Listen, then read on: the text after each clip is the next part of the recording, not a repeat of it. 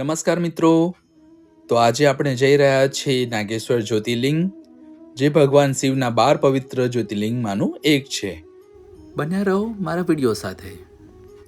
દ્વારકાથી માત્ર 17 કિલોમીટરના અંતરે નાગેશ્વર જ્યોતિર્લિંગ આવેલું છે. આ છે નાગેશ્વર જ્યોતિર્લિંગ, 12 જ્યોતિર્લિંગમાંનું પવિત્ર સ્થાન. અહીંના ઇતિહાસની વાત કરું તો દાઉદ નામનો એક રાક્ષસ શિવ ભક્તોને પીડા આપતો હતો. એ સમયે એક ભક્ત સુપ્રિયા નામની તેના બંધનમાં હતી. તે બંધનમાં શંકર ભગવાનનું નામ જપતી હતી, હર હર મહાદેવ. સુપ્રિયાની અડગ શ્રદ્ધાથી ભગવાન શિવ જ્યોતિર્લિંગ રૂપે પ્રગટ થયા હતા અને દાઉદનો નાશ કર્યો હતો. જેથી મહાદેવ ભક્તોનું રક્ષણ કરે છે.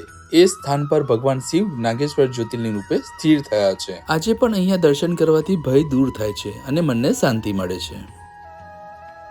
આજે ખૂબ જ ભીડ હોવાથી આપણને કેમેરાથી વિડીયો શૂટ કરવાનો ટાઈમ નથી મળી શક્યો, એટલે હું તમને એમનો ફોટો ક્લિક કરીને હું તમને બતાવીશ. સાથે તમને અહીંયા દ્વારકાથી નાગેશ્વર 15 કિલોમીટરના રાઉન્ડ છે. એક વસ્તુ તમને સજેશન કરવા માંગીશ કે રસ્તો ખૂબ જ ખરાબ છે. જો તમે આવતા હોવ તો પ્લીઝ સાચવીને આવજો.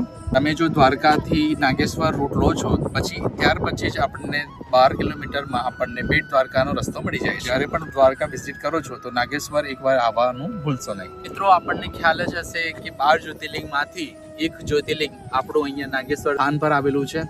તમે જ્યારે પણ આવો છો તો એનો ઇતિહાસ અને વાંચીને આવો છો તો તમને દર્શન કરવામાં આનંદ આવશે. હું કાલે બીજો વ્લોગની અંદર તમને હું સોમનાથ જ્યોતિર્લિંગના દર્શન કરાવીશ. તો આવો જ જો વિડીયો તમને ગમતો હોય તો પ્લીઝ મારા વિડીયોને લાઈક શેર કરવાનું ભૂલશો નહીં. તો આપણે અત્યારે સિરીઝ શૂટ કરી રહ્યા છે દ્વારકાની, તો અલગ અલગ વિડીયો આવવાના છે. તો પ્લીઝ તમે હવે બન્યા રહો મારા વિડીયો સાથે. નાગેશ્વર પછી અમે બેટ દ્વારકાનો વિડીયો આવશે, એમાં તમે પ્લીઝ વિડીયોને લાઈક શેર કરવાનું ભૂલશો નહીં.